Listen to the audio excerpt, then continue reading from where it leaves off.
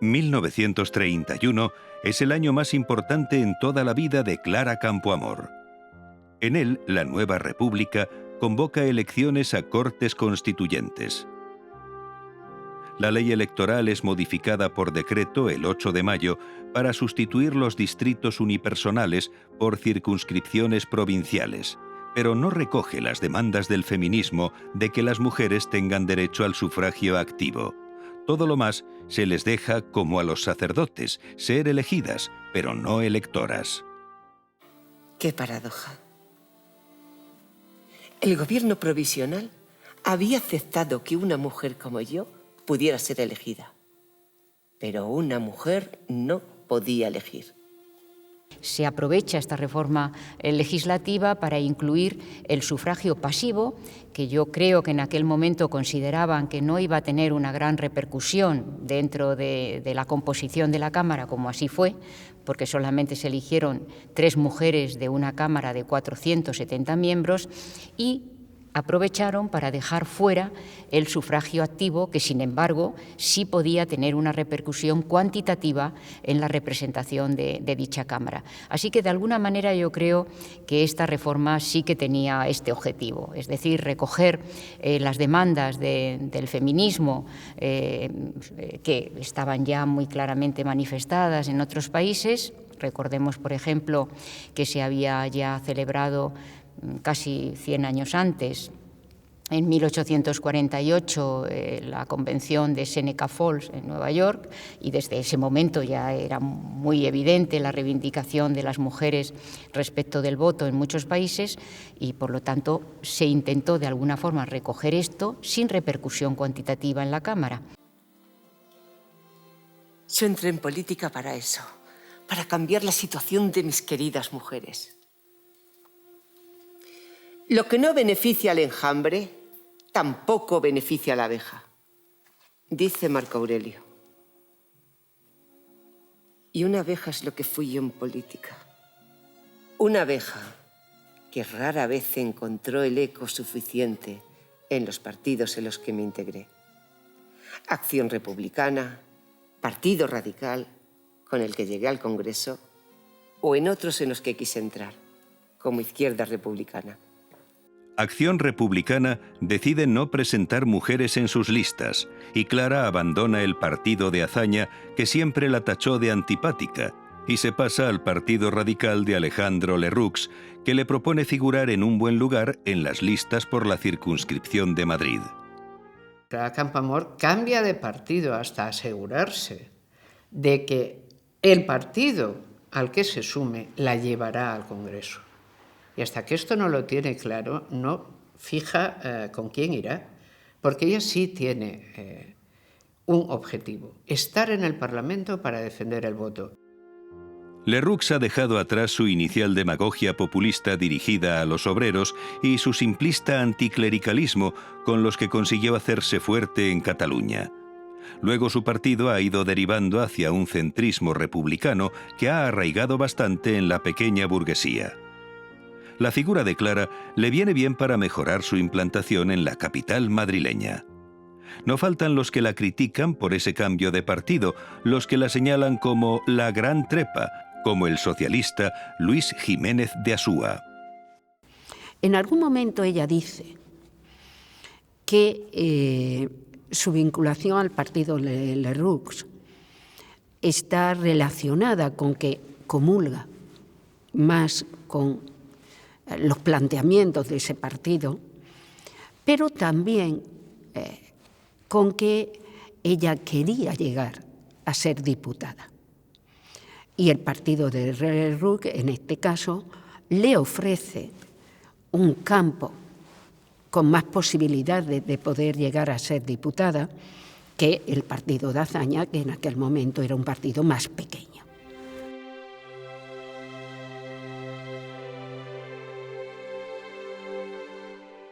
Y es que Clara siente que tiene un papel importante que desempeñar en esa nueva etapa que se abre para unas mujeres españolas que se niegan a seguir siendo tratadas como unas niñas o unas incapacitadas, dice ella. El feminismo de Clara Campoamor es directamente político.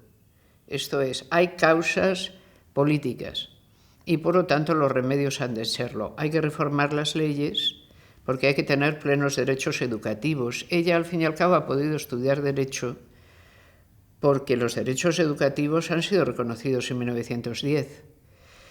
Hay derechos civiles que no están en plenitud y sus iniciativas parlamentarias son para la ampliación de los derechos civiles de las mujeres, pero de sus hijas y de sus hijos.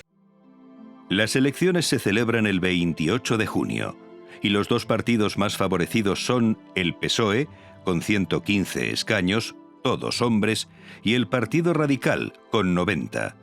Clara Campoamor, pues, sale elegida. El 14 de julio, fiesta nacional en Francia en recuerdo de la toma de la Bastilla, se inauguran esas Cortes Constituyentes. En el nuevo Parlamento, conformado por 470 diputados, solo hay 2 mujeres, casi como una nota de color.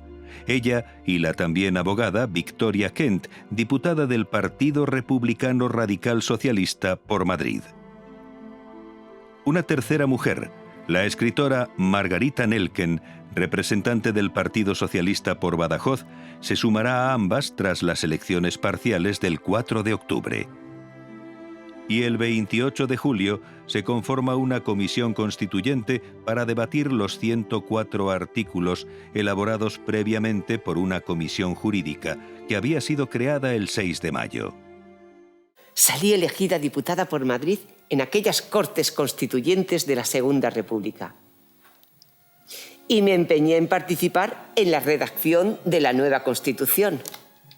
Las influencias que recibió la Constitución de 1931 del derecho comparado en general, algunas son clarísimas. La Constitución alemana de Weimar de 1919 influye en el modelo parlamentario, casi exclusivamente, la Constitución austriaca en el modelo de justicia constitucional, que eso efectivamente también es muy claro, y luego algunas otras constituciones en la recepción que se hizo de algunos derechos fundamentales, ¿no? Sobre todo los derechos de carácter económico y social, que estas tienen una influencia del constitucionalismo mexicano, que en aquel momento había sido pionero en estas cuestiones.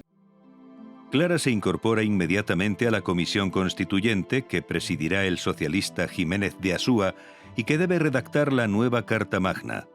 Nunca hasta entonces ha habido una mujer desempeñando esa labor y nunca volverá a verla.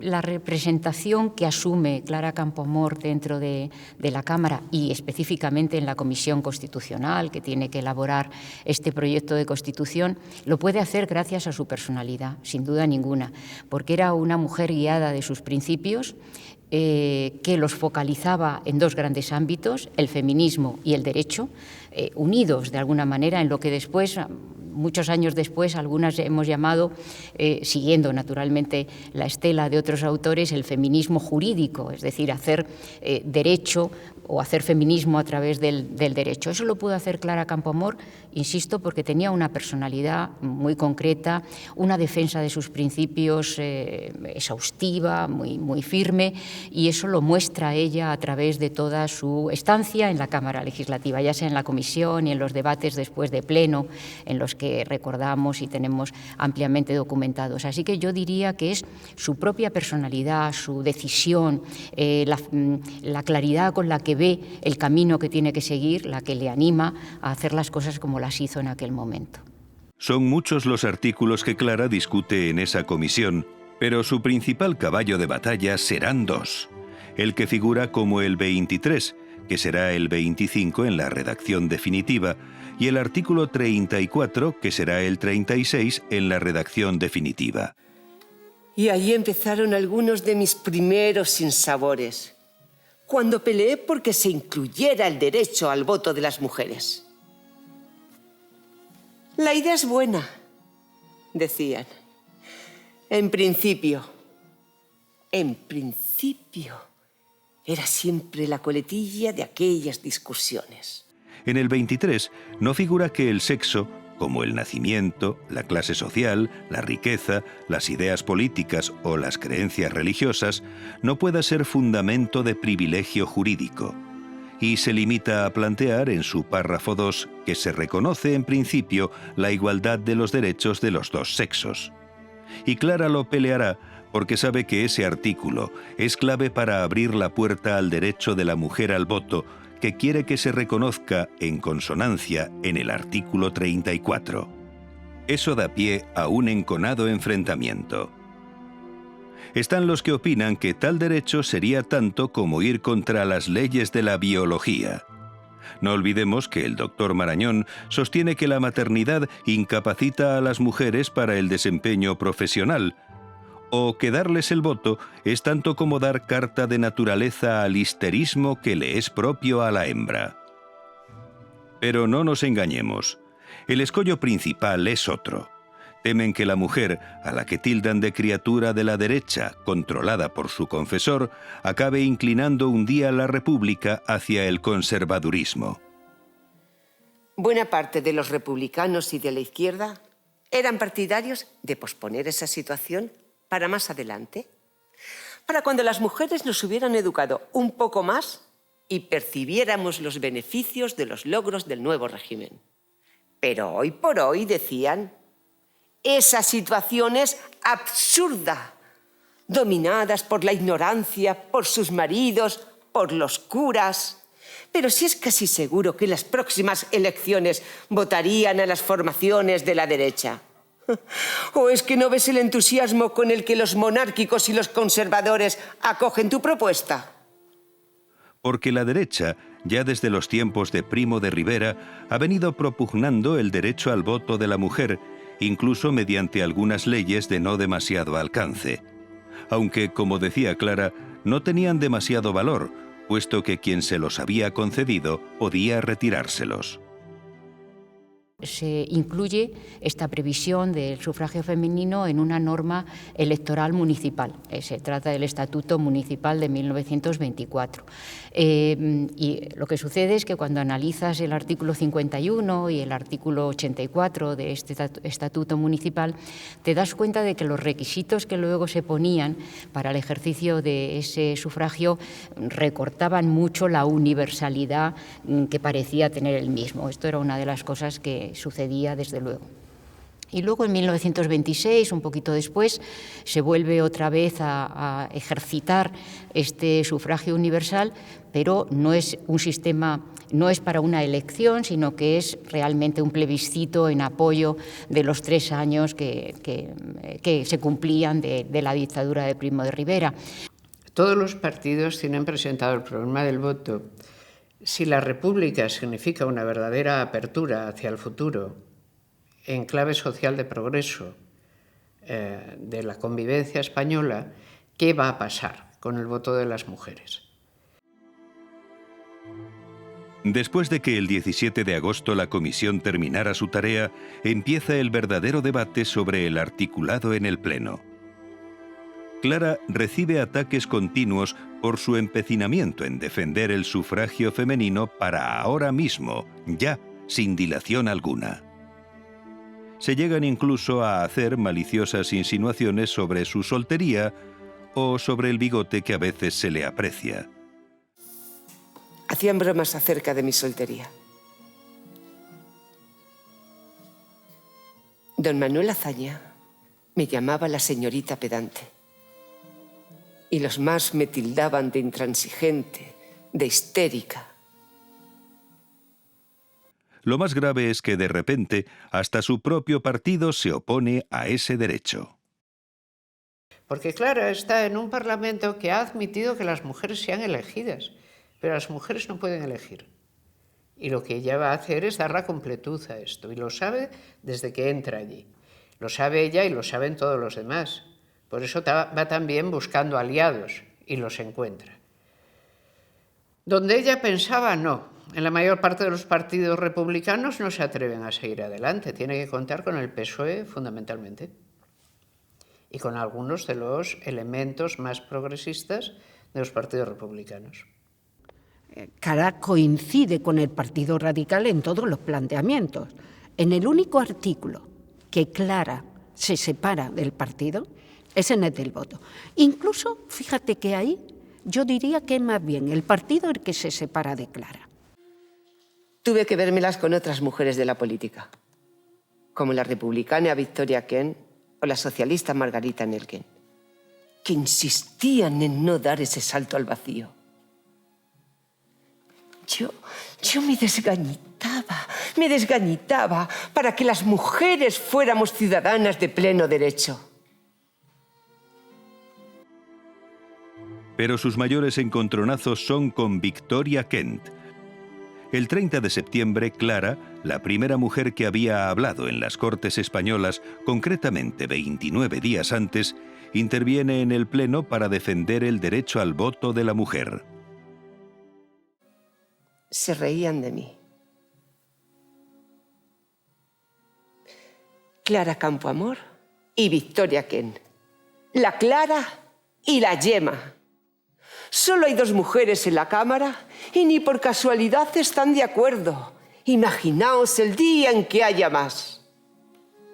Clara Campoamor había tenido que superar una situación económica muy difícil, había llegado tarde, por decirlo así, a la universidad, había trabajado muchísimo para conseguir sus estudios de Derecho y, por lo tanto, tenía fe en que es posible transformar tu propia vida. Y yo creo que de alguna manera ella creía también, lo creía firmemente, que las mujeres, una vez que tuvieran el voto, iban a ver claro cuál era lo mejor para su destino y que iban a ver claro lo que era mejor para la transformación de la propia mujer en la sociedad republicana. Y eso la animó a defender en sede parlamentaria que fuera ese el momento histórico del reconocimiento del voto. Y el 1 de octubre tiene lugar el famoso enfrentamiento entre Clara Campoamor y Victoria Kent. Kent, la primera mujer que había ocupado una dirección general, la de prisiones, fiel a la disciplina de partido, insiste en el aplazamiento de ese derecho al voto hasta el momento en que se haya despertado en la mujer una verdadera conciencia republicana. Que voten de momento solo en un par de elecciones municipales y luego ya se verá. Por eso se llega al 1 de octubre con un partido radical que impone una disciplina de voto, de no apoyar el artículo 36, que ya era 36, y Clara, que sigue fiel a la postura inicial de apoyar ese artículo tal y como se definió en la Comisión Constitucional. Por tanto, ella no es díscola, simplemente que en ese punto del voto femenino difiere de su partido, o como yo digo, quizá es el partido el que difiere de ella y el que cambia de postura. Ella no va a cambiar de postura con respecto al tema. Y Victoria, pues tampoco es que sea una mujer obediente. Sí que es verdad que es una diputada que no se sale de lo que son los postulados de su partido, ni en las Cortes del 31, ni luego en las del 36, en que también está, ¿no? Clara era muy de que había que fortalecer los colectivos de mujeres para que comprendiesen cuáles eran sus derechos y luchasen por ellos. Y Victoria no, Victoria más bien pone pegas a esos colectivos, ¿no? Los desprecia. Entonces yo creo que eran muy diferentes, pero nunca consideraría que fueron enemigas personales, en absoluto, no. Clara y Victoria tenían una relación personal afable. Algún sobrino de Clara vivió algún tiempo en casa de Victoria cuando estaba aquí en Madrid. Es decir, que no hay esa rivalidad que se ha querido pintar entre una y otra, aunque respecto al voto tuvieran planteamientos diferentes. Aquel día 1 de octubre lo bautizó Clara, en justa reciprocidad con los reparos puestos, como el día del histerismo masculino. He aquí algunas de las cosas que una y otra dijeron en aquel debate. Creo que no es el momento de otorgar el voto a la mujer. Lo dice una mujer que en el instante crítico de decirlo renuncia a un ideal. Pues yo pondría la cabeza y el corazón en el platillo de la balanza para que cayera del lado del voto femenino. Es necesario que los que sentimos el fervor democrático y liberal de la República nos levantemos aquí, en esta hora, para decir: es necesario aplazar todavía el voto femenino. Yo me siento ciudadana antes que mujer y considero que sería un grave error político dejar a la mujer al margen de este derecho y esta responsabilidad. Entiendo que la mujer, para depositar sentimientos en un ideal, necesita un tiempo de convivencia con ese ideal. La única manera de prepararse para el ejercicio de la libertad es caminar en esa libertad. Kent hizo un tremendo papelón del que yo, cuando veo su entrevista en que ella habla de esto, veo que empieza a dar vueltas porque no nos quiere contar lo que pasó de verdad. Mientras que Campoamor siempre lo pudo contar. De Kent no se vengaron, de Campoamor sí. Clara Campoamor dice, no, los derechos de las mujeres, aunque se equivoquen, por decirlo en tono muy coloquial, ¿no? Es importante que las mujeres tengan su derecho al voto y que después hagan con ese derecho al voto lo que quiera que fuera, mientras que la posición que mantiene Victoria Kent es: vamos primero a comprobar cuál es el sentido del voto de las mujeres y luego ya veremos si se lo reconocemos, lo cual era realmente una tesis imposible de articular. Pero bueno, venían a decir que no se fiaban del sentido del voto de las mujeres y que por lo tanto había que esperar para el reconocimiento del derecho. Y Clara Campoamor dice, no hay que esperar a nada, hay que darles el voto, cualquiera que sea el sentido del mismo. Pero conseguí que el Congreso me respaldara. Y ganamos por 161 votos a favor y 121 en contra. A favor, el Partido Socialista, con destacadas ausencias, las derechas y pequeños núcleos republicanos. En contra, radicales, Acción Republicana y radicales socialistas, salvo unos pocos.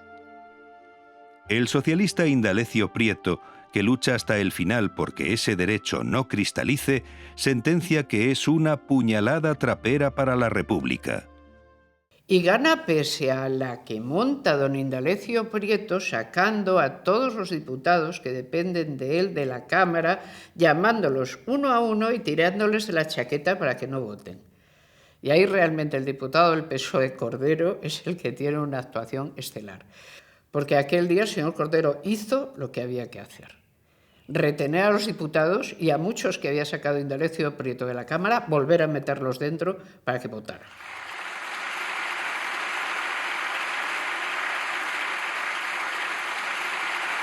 La alegría de las mujeres presentes en la tribuna de invitados es inmensa. En el hemiciclo, Clara es despedida con abrazos y enhorabuenas, pero también con insultos.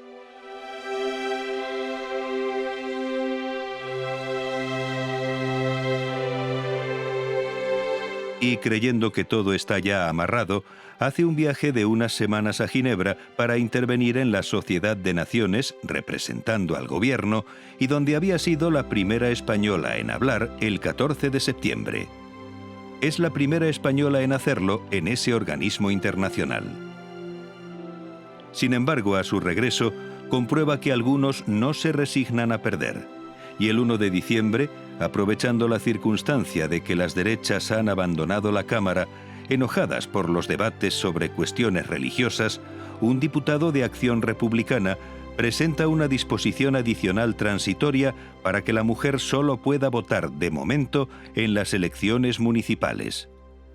Aunque por estrecho margen, 131 votos en contra y 127 a favor, la enmienda es rechazada. Esto es bastante curioso porque esa última votación, la de diciembre, se gana por 4 votos. Y además porque Campoamor, cuando leemos las actas, vemos que cree que va a perder la votación. Porque llega a decir en la Cámara: vais a votar algo hoy de lo que os arrepentiréis siempre.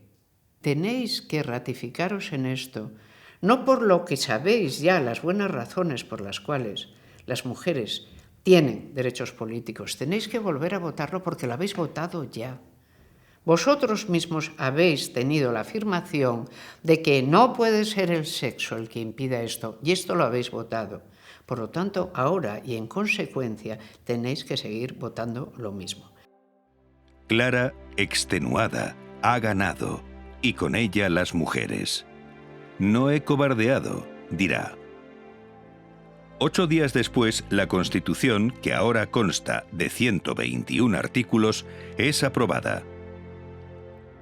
Ya no puede sorprendernos tras su heroicidad que en febrero de 1932, cuando acude invitada a París por la Liga de los Derechos Humanos, las más de 5.000 personas reunidas en la Sala Wagram aplaudan su intervención, que hace en un excelente francés.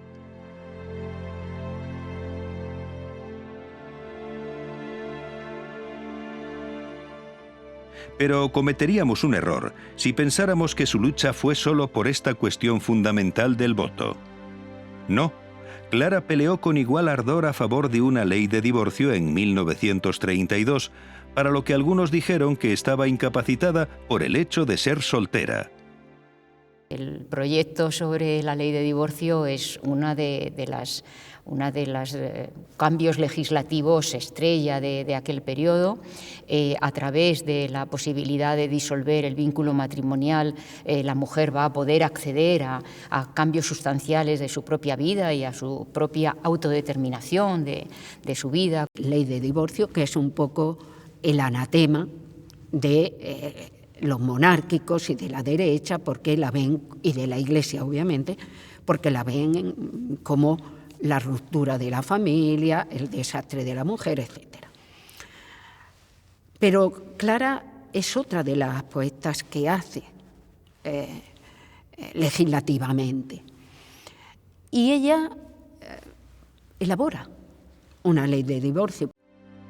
Una ley, la que ella soñaba, en la que la rescisión del contrato matrimonial se pudiera hacer con la sola petición del hombre o de la mujer, sin necesidad de apelar a la culpabilidad de alguno de ellos, o en la que se garantizara el pago de alimentos a los hijos, llegando a internar en centros de trabajo, si era preciso, a los padres que se declararan insolventes o en paro, o en la que se procediera a la creación de unos tribunales especiales.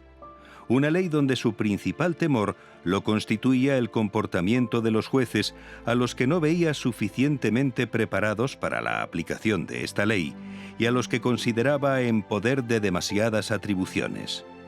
A Clara le preocupaba la formación de los jueces, lo que eran los jueces entonces, que eran unos misóginos y todas esas cosas, y le preocupaba. Y luego le preocupaba que, claro, ella pedía exigencias de condiciones y nadie se las garantizaba. Y los métodos que ella proponía, pues les echaban para atrás, como de hecho ahora está pasando. Aquí no iba un hombre a la cárcel por violencia, pues hasta el año 89, que se empezó a seguir que los malos tratos eran un delito perseguible de oficio. Finalmente, Clara retira parte de sus enmiendas y decide vincularse a la propuesta del gobierno. Lo que va es a votar la propuesta de ley del gobierno, que es una de las leyes más modernas de la Europa de ese momento.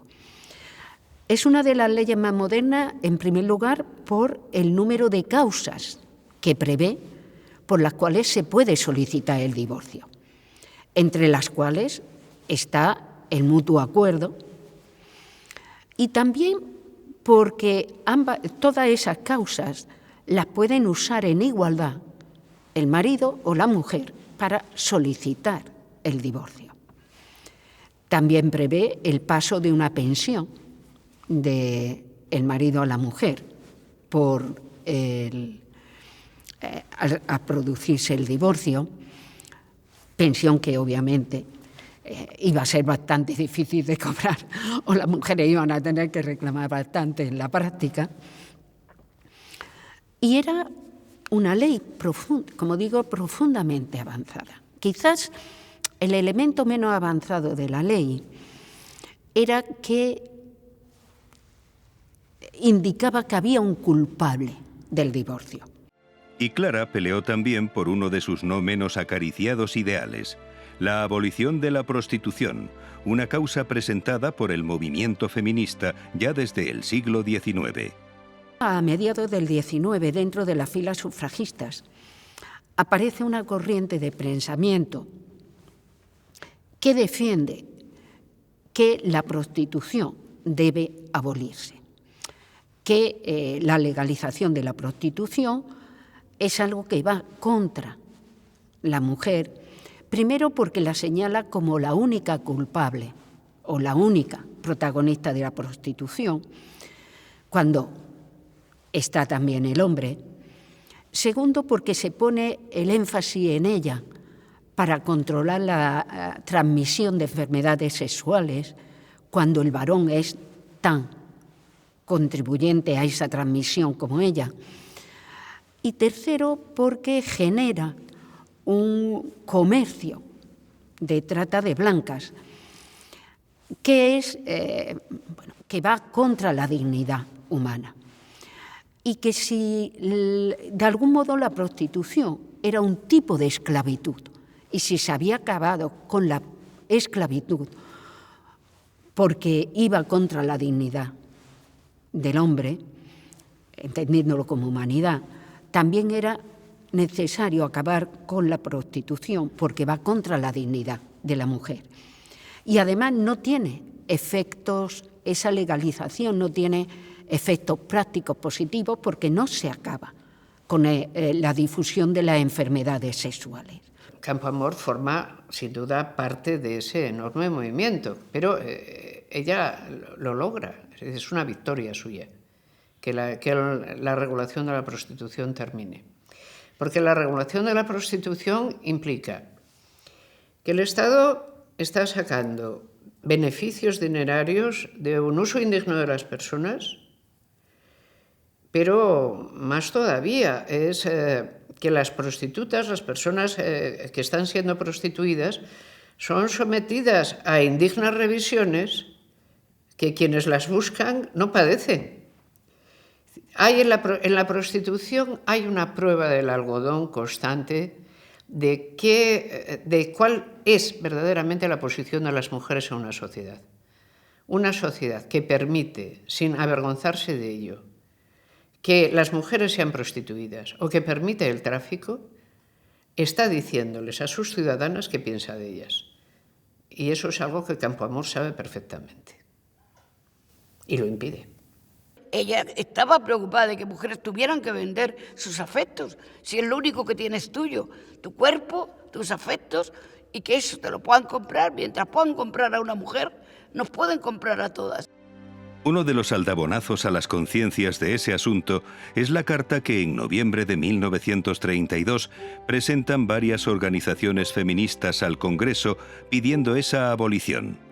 Un documento en el que, en nombre de la Unión Republicana Femenina, que ella había fundado en noviembre del año anterior, consta la firma de Clara. Las Cortes van a tardar todavía tiempo en atender esa petición, porque hasta el año 35 no se acuerda, no se aprueba la abolición de la prostitución, pero finalmente también en este sentido la República va a ser avanzada en cuanto a su legislación y a su deseo de cambiar costumbres. Lo que pasa es que esa abolición de la prostitución está muy poco tiempo en vigor, al menos en el conjunto de España, porque obviamente con el levantamiento del general Franco, la zona de España que quedaba en manos de los franquistas, pues iban restableciendo la prostitución, al menos en la práctica, y solo en zonas republicanas sigue vigente esa legislación. Y en el año 39, cuando se acaba la guerra civil con el triunfo franquista, se vuelve a la política tradicional de legalización de la prostitución hasta el año 53, en que se termina esa legalización. Tampoco hay que olvidarnos de la Clara pacifista que en diciembre de 1932 alza su voz reclamando un desarme total y absoluto de España en el que solo la secundan otros 18 diputados. 5 gobiernos después, y tras una severa crisis ministerial, las Cortes se disuelven y se convocan elecciones para mediados de noviembre de 1933. Es la primera vez que las mujeres votan, y frente a la división de republicanos y socialistas se imponen las derechas, que consiguen 197 escaños, seguidos de los republicanos de centro con 138. Las izquierdas logran 100 escaños, 63 de ellos de los socialistas. Ni ella ni Victoria Kent resultan elegidas, aunque sí otras mujeres, como las socialistas Margarita Nelken, Matilde de la Torre y María Lejárraga, y la conservadora Francisca Bohigas. Clara ya lo había advertido en 1931. Es indiscutible que la Cámara actual no responde a la verdadera constitución del país. Aunque mi deseo fuera otra cosa, reconozco que en España hay más opinión de derechas que la recogida en la Cámara. Es absolutamente inevitable que unas próximas elecciones respondan más a la realidad y forzosamente haya un núcleo mayor de derechas republicanas. Muchos aprovechan el resultado para señalar a Clara como la principal responsable de ese vuelco electoral. Todo se lo debemos a la feliz iniciativa de Clarita, dicen con sorna. Fueron muchos, muchos los ojos que se volvieron hacia mí. ¿Ves lo que has conseguido con tu tozudez? Me zahirieron con mucha más saña y me sentí más sola aún. Y luego ella cuenta también que en el 33, cuando pierden los resultados esperados, los partidos republicanos y el socialista, recibía anónimos todos los días por teléfono. Como ella escribirá. El voto femenino fue a partir de 1933 la lejía de mejor marca para lavar torpezas políticas varoniles. Si pasados por ella, los políticos de izquierda no han quedado más resplandecientes e impolutos, culpa será del tejido. En noviembre de 1931, Clara había creado la Unión Republicana Femenina, por fin una asociación concebida y presidida por ella desde el primer momento, no una, como era habitual, a la que se sumaba. Lo había hecho en plena resaca de su conquista del voto femenino para ir imbuyendo en las mujeres ese espíritu republicano que sus enemigos aseguraban que estaba ausente de las mujeres españolas. Y había tenido mucho cuidado en bautizarla como femenina y no feminista. Ella es muy feminista, pero no hace de eso una bandera. No la he visto nunca hacer una bandera del feminismo.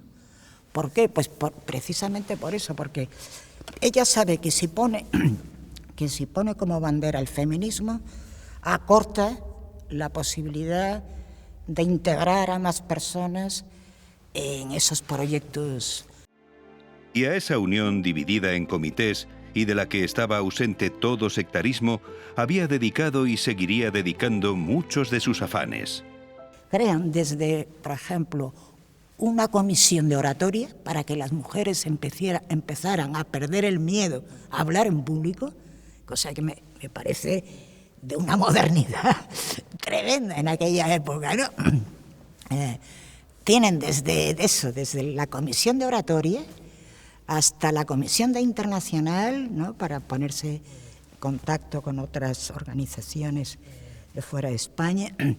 Y luego tienen una comisión que se llama de cuna y madrinazgo dentro de la URF.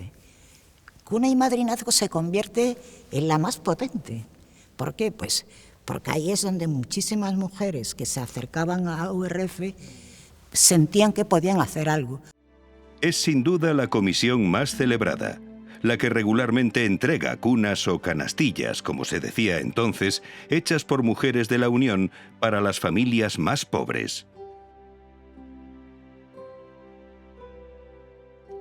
Y en diciembre de 1933, Lerroux, que preside con su partido en solitario el nuevo gobierno surgido de las recientes elecciones, le ofrece el cargo de directora general de Beneficencia, dependiente del Ministerio de Trabajo. Es una compensación por la pérdida de su escaño, una dádiva menor para quien había roto la disciplina de partido al votar el sufragio femenino. Clara, sin renunciar a su dedicación a la Unión Republicana Femenina, lo que no le hacía demasiada gracia a Lerroux, en tanto no estaba pensada para captar adeptas al Partido Radical, acepta. Y esas Navidades pasa unos días en Londres con Paulina Luisi. Son un bálsamo de felicidad para las dos mujeres. La quise con locura. ¿Cómo olvidar aquellas Navidades del 33 que pasamos juntas? Como chicos en libertad, que lo único que aspiraban era a reír y a olvidar sinsabores y amarguras. Como directora general de Beneficencia, un término que no la satisface, ella preferiría el de asistencia pública y previsión social. Clara se vuelca con los niños, muy especialmente los que se utilizan en la mendicidad y los huérfanos, y también con los locos o los ciegos. Es tras Victoria Kent, que recordemos estuvo al frente de prisiones, la segunda mujer que ocupa una dirección general. Y comprobamos que algunas de sus acciones al frente de Beneficencia se solapan a menudo con las de la Unión Republicana Femenina, como la entrega de cunas. Pero en esa dirección tuvo dos problemas: el reducido presupuesto y el breve tiempo que ocupó el cargo. Porque su desengaño respecto al Partido Radical iba en aumento.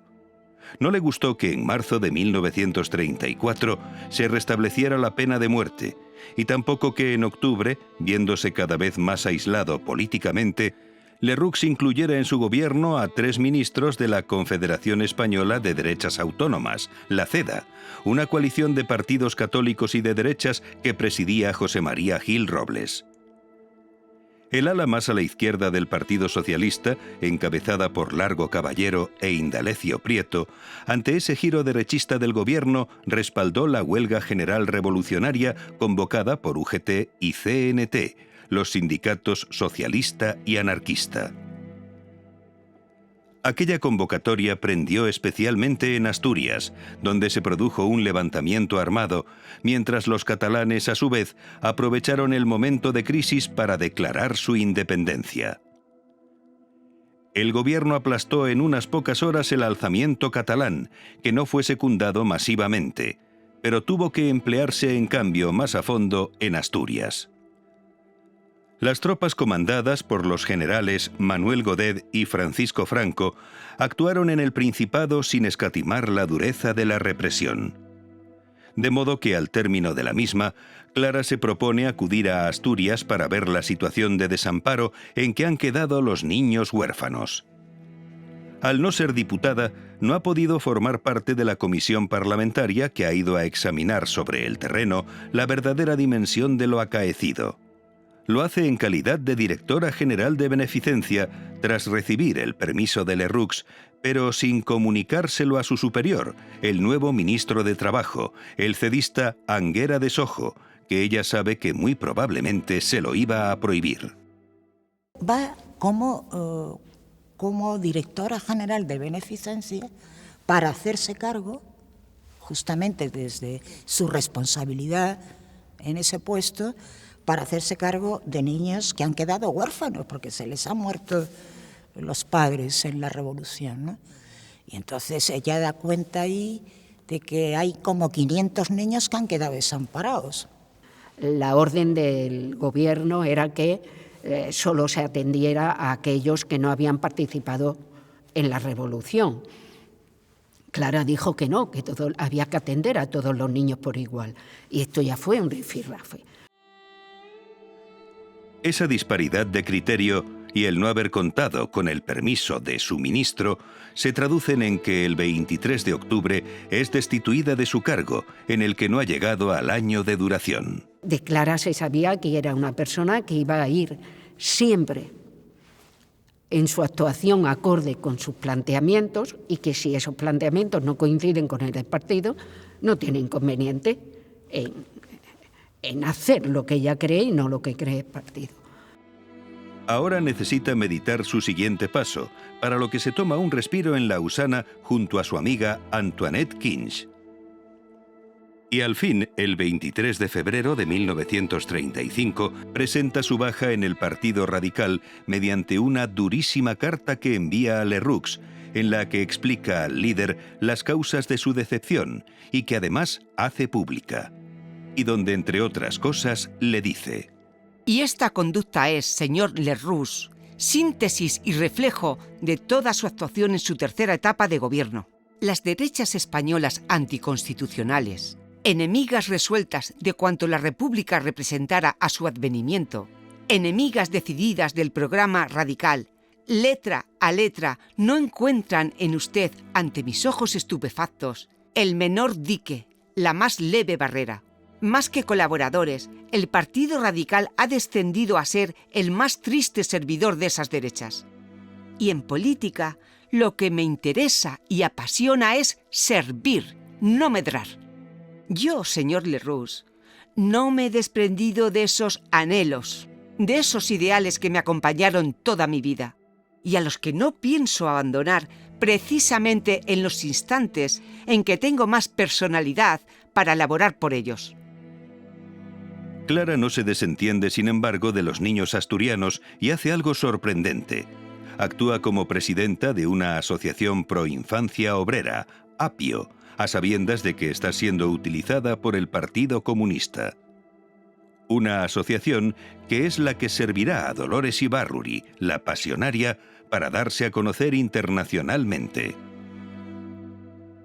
Y de repente ella comprende que más pronto que tarde se celebrarán unas nuevas elecciones y que carece de partido. Así que solicita su ingreso en Izquierda Republicana, desarrollo de aquella acción republicana en la que había militado en su tiempo y donde tiene a uno de sus mayores enemigos, Manuel Azaña.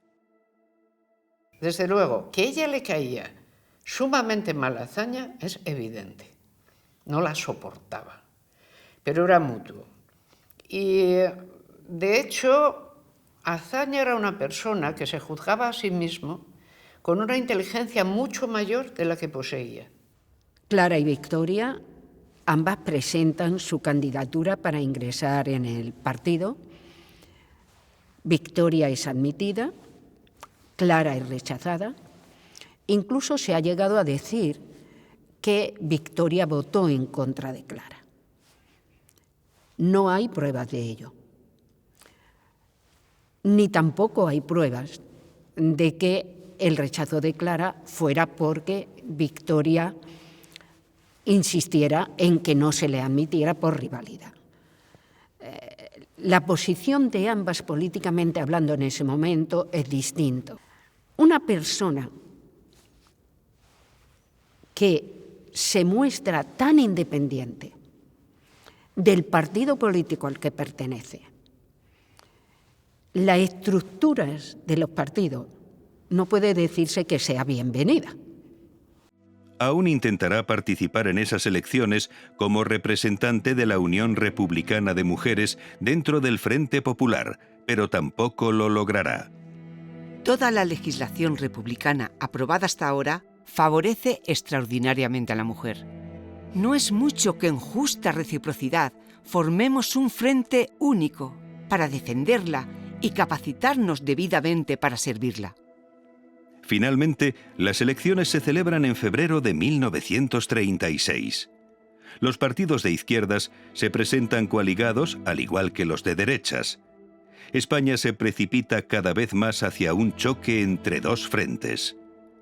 Resulta vencedor el Frente Popular por estrecho margen, 100 y pico mil votos, lo que propicia numerosas reclamaciones e impugnaciones por ambos lados y encona el enfrentamiento. No les quise recordar todas esas afrentas cuando en 1936 ganó la coalición de izquierdas el Frente Popular. Evidentemente, gracias a los votos de las mujeres. gracias a los votos del pateado sexo. Clara no vota en esa ocasión. Está en Londres invitada por la Federación Internacional de Juristas, donde pasa también unos días junto a Antoinette. ¿Lo ha hecho a propósito, sabedora del rumbo que está tomando la República Española? Ella es una política, ya es consciente de lo que ha hecho por este país y por la política española, pero cuando ella se va ofreciendo a los diferentes señores, que eran mayoritariamente señores de la política liberal, republicana y española, pues no la quieren. Es decir, encuentran que es una mujer muy incómoda porque sus reivindicaciones traen más problemas que otra cosa. Y entonces ella se va, pero se va más que asqueada, aburrida. Es decir, no entiende que, bueno, que este país va por unas sendas que además no son aconsejables.